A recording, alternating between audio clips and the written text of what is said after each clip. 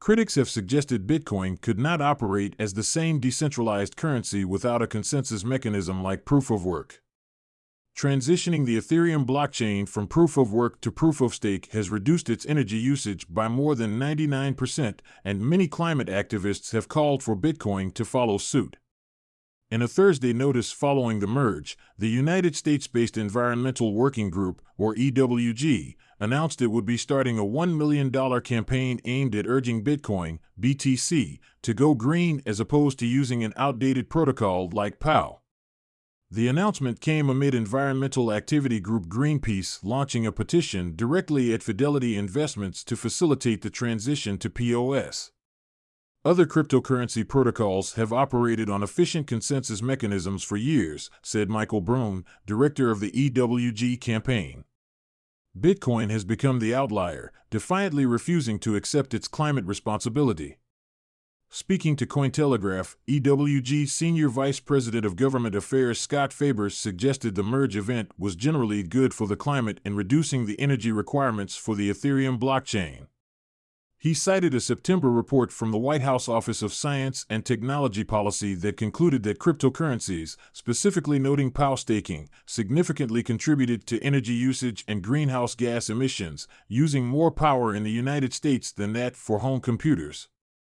The merge proves that changing the code is possible, said Faber. The merge proves that digital assets that rely on proof of work can change to proof of stake and use far less electricity. We're hopeful that the Bitcoin community will follow Ethereum's lead. Faber added that he would support any efforts by the White House to set energy standards affecting crypto miners, saying regulators should not stand by and hope for the best, but needed to take action quickly given the climate crisis.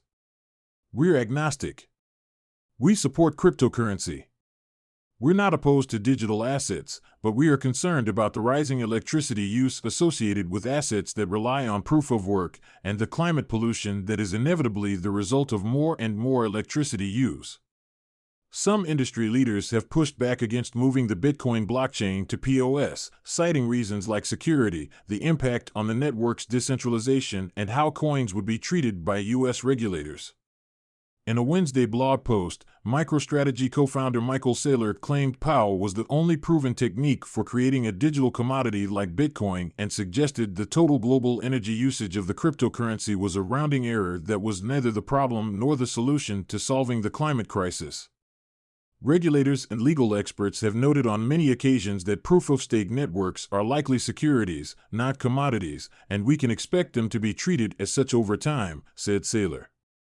POS crypto securities may be appropriate for certain applications, but they are not suitable to serve as global, open, fair money, or global open settlement network.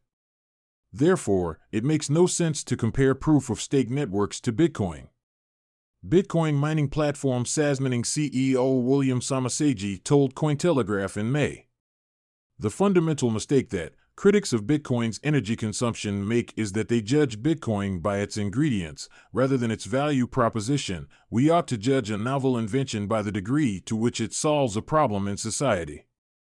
POW enables sound money and a decentralized currency backed by real-world energy. POS cannot possibly achieve this.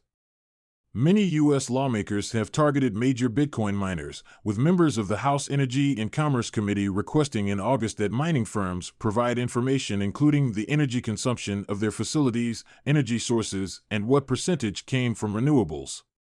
At the state level, New York has proposed imposing a 2-year moratorium on POW mining, legislation that would also prohibit the renewal of licenses to existing companies unless they were operating on 100% renewable energy.